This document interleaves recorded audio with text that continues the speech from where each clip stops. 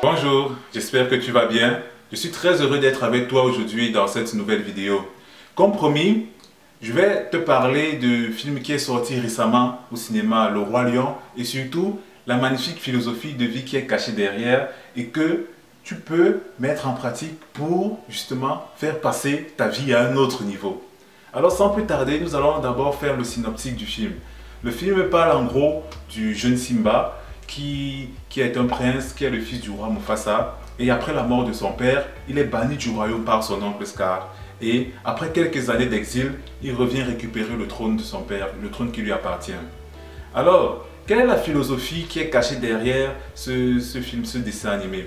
Premièrement, lorsque Simba naît, et pendant son enfance avec son papa en fait, il est prédestiné à être le roi parce qu'il est le prince et son père c'est le roi Mufasa. Donc dans quelques années, lorsque son père ne pourra plus assurer les fonctions de roi, ça doit être lui qui va être le roi. Donc en gros il est prédestiné à être le roi. Et comment est-ce que nous pouvons faire le parallèle avec notre vie? Ce que vous devez savoir, c'est que lorsque nous naissons, lorsque nous sommes enfants, lorsque nous sommes tout jeunes, nous avons le potentiel, la potentialité d'être un roi, nous avons la potentialité d'être des reines. Et la potentialité d'être le roi et des reines dans quel royaume? C'est simplement, nous avons la potentialité d'être des leaders dans un domaine en fait. Et nous sommes prédestinés, chacun de nous, à exceller dans un domaine, à être une référence dans un domaine, à dominer dans un domaine. Et le cours de la vie, lorsque nous sommes enfants en fait, nous prédestine logiquement à ça. Ça m'amène maintenant à la deuxième étape qui est la mort du père de Simba et l'exil de Simba. Alors, dans des circonstances assez, je dirais, désastreuses, son père meurt et si le jeune Simba se trouve banni du royaume par son oncle et il est envoyé en exil. Donc, à partir de ce moment, il n'est plus, normalement, techniquement en fait, ce ne sera plus lui le roi. Ça ne sera plus le roi puisqu'il est parti. Et ce que vous devez savoir, c'est que si on veut encore faire le parallèle à notre vie, c'est qu'à un moment donné dans notre vie, nous vivons des événements qui vont complètement nous détourner de cette prédestinée. C'est-à-dire, je vous ai dit précédemment qu'on est tous prédestinés à être des rois et des reines dans un domaine. Mais à un moment, il y a des événements qui vont nous détourner obligatoirement de ce chemin. Et ces événements vont nous mettre sur la voie, sur une autre voie en fait. Mais la voie sur laquelle ces événements vont nous mettre, ça ne sera plus la voie de l'excellence sur laquelle on était. Donc, le jeune Simba, il se retrouve banni du royaume en exil. Mais heureusement, il est recueilli par un phacochère et un suricate, Timon et Pumba. Mais ce qui est bizarre, c'est quoi? C'est qu'un lion qui se retrouve compagnon d'un phacochère et d'un suricate. Et ce même lion se retrouve en train de déjeuner avec des asticots, des vers de terre, bref, loin du régime alimentaire normal d'un lion. Et en fait, qu'est-ce que ça nous apprend encore? C'est quoi? C'est que lorsque nous sommes détournés de notre chemin, lorsque nous sommes détournés de notre destinée en fait, qui est de devenir des rois et des reines, nous nous retrouvons sur un chemin sur lequel nous ne sommes plus nous-mêmes en fait. Nous vivons en dessous de notre potentialité. Nous vivons en dessous de ce qu'on peut être. Et en fait, on se retrouve dans un environnement qui ne nous aidera jamais, je dis bien jamais, à devenir ce qu'on est destiné à être. Et pour revenir à l'étape précédente, ce qui peut nous détourner, ce sont soit des événements, comme par exemple pour Simba, c'était la mort de son père, soit des événements dans notre vie peuvent nous détourner, mais souvent, la plupart du temps, c'est le conditionnement de la société qui nous détourne en fait de notre chemin, de notre destinée. La plupart du temps, c'est ça. Donc on se retrouve dans un environnement, on se retrouve en gros en train de mener une vie qui n'est pas la nôtre, qui ne nous met pas au maximum de notre potentialité. Un peu comme un lion qui vit avec un phacochère et un suricate et qui se nourrit de vers de terre et qui passe ses journées à se prélasser, à chanter, à danser, alors que voilà, ce n'est pas du tout le mode de vie d'un lion. Donc toi aussi, tu te retrouves dans un environnement qui ne te correspond pas. Mais bon, tu t'y plais parce que voilà, tu survis. Alors, maintenant nous allons arriver à l'étape charnière de ce film. C'est quand le chaman ou comment il s'appelle, Rafiki, se rend compte que Simba est en vie et décide d'aller à sa rencontre. Lorsqu'il rencontre Simba, qu'est-ce qui se passe? D'abord, Simba résiste. Simba lui dit non, je ne veux pas repartir. Je vis une vie paisible et voilà, la vie que je vis me plaît. Et c'est ça en fait, c'est qu'à un moment donné dans la vie, nous allons rencontrer encore soit des personnes, soit des événements qui vont nous faire prendre conscience que voilà, la vie que nous sommes en train de mener n'est pas faite pour nous. Et maintenant, le problème c'est que comme nous sommes habitués au confort dans lequel nous étions, nous allons émettre une résistance. Nous allons résister au changement, nous allons préférer le confort dans lequel nous sommes ou à l'inconfort que le changement demande. Alors, qu'est-ce que Rafiki va faire? Rafiki va être très intelligent, il ne va pas lui imposer. Il va lui faire en fait une introspection.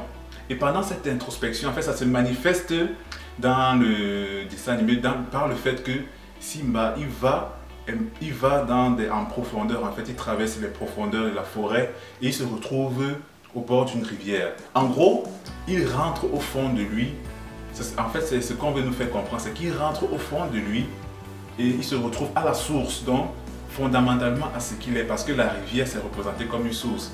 Et qu'il se retrouve à sa source lui-même, il se rend compte, il a une conversation avec son reflet, et son reflet se transforme en son père. Et son père lui dit qu'il est déçu et que voilà, qu'il doit reprendre son royaume. Et c'est ça en fait, c'est quoi? C'est que à un moment donné, lorsque nous avons des événements qui nous chamboulent, nous devons faire une introspection. Non, nous ne devons pas aller chercher dehors les conseils, demander aux gens de nous conseiller. Non, mais nous devons plutôt faire une introspection en nous et s'interroger surtout sur notre véritable identité. S'interroger, c'est qui est-ce que je suis? Est-ce que je suis vraiment la personne que je manifeste chaque jour ou bien est-ce que je peux être quelqu'un d'autre? Donc, c'est ce que Simba a fait. Il a fait une introspection et dans cette introspection se manifeste par la conversation qu'il a avec son père. Et en fait, on peut dire que cette conversation qu'il a avec son père, puisque son père est mort, en gros, c'est avec son moi intérieur. Parce que à l'intérieur, c'est un roi. Donc, le roi qui sommeille en lui s'est réveillé et lui a parlé. Donc, en gros, toi, le roi qui sommeille en toi, le leader qui sommeille en toi, à un moment donné, écoute-le. Et c'est ton moi intérieur. Tu dois faire une introspection quand tu es chamboulé par des événements. Et c'est ça qui arrive à Simba. Et après, il prend conscience de qui il est et il repart au combat. Il repart récupérer ce qui lui appartient.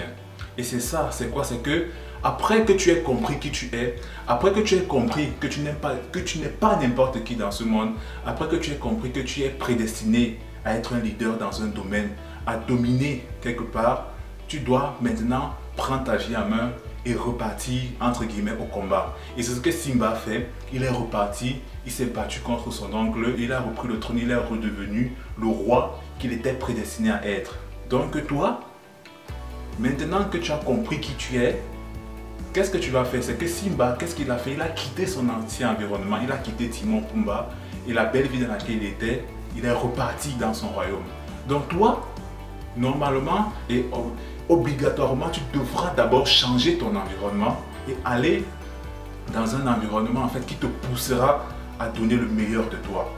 Et quand tu arriveras dans cet environnement qui te poussera à donner le meilleur de toi, ça ne sera pas une tâche facile, une tâche aisée en fait. Parce que tu devras travailler sur toi, tu devras travailler d'arrache-pied. Et c'est ça, ça se manifeste par le combat que Simba a avec Scar. Parce que voilà, il se bat pour reprendre son trône. Toi, tu vas te battre pour devenir la personne, le leader que tu es destiné à être en fait. Et c'est ça. Donc Simba, il reprend le trône, il redevient le roi et voilà, ça se termine bien. Et c'est la même chose pour toi. C'est-à-dire, quand tu vas te battre et quand tu vas révéler enfin ce leader qui sommeille en toi, quand tu vas dominer ce domaine, quand tu seras le roi dans ce domaine en fait, quand tu seras la référence, tu vas vivre la vie pour laquelle tu étais prédestiné. C'est-à-dire ce roi que tu es venu être sur terre, cette reine que tu es venu être sur terre. Et en gros, c'est ça la philosophie qui est cachée derrière ce magnifique film, qui est cachée derrière ce dessin animé. Bref, c'est ce que moi j'en ai tiré. Et franchement, lorsque tu comprends ça, pose-toi la question, dans quelle étape je me trouve par rapport à Simba? Est-ce que je suis le bébé lion qui avait la potentialité d'être roi? Est-ce que je suis ce lion inconscient qui passe ses journées à se prélasser avec un phacochère et avec un suricate et à manger les vers de terre et tout? Ou bien est-ce que je suis ce lion, est-ce que je suis ce roi lion qui a décidé de prendre sa vie en main et de se battre pour aller à la conquête de ce royaume et devenir le roi qu'il est destiné à être. Pose-toi cette question aujourd'hui. À quelle étape, dans quelle étape est-ce que tu te trouves? Où est-ce que tu en es aujourd'hui? Alors, j'espère que tu as aimé ma façon d'avoir décrypté ce film, ce dessin animé. Et j'espère que toi, ça t'aidera à faire passer ta vie à un autre niveau. Mais mon souhait, c'est vraiment que tu saches, quand toi sommeille un leader, quand toi sommeille un roi, quand toi sommeille une reine, qui est destinée à dominer dans un domaine, qui est destinée à être la référence dans un domaine. Mais où est-ce que tu en es aujourd'hui? Pose-toi la question. Alors, je te laisse réfléchir sur la réponse et je te dis ciao dans la prochaine vidéo.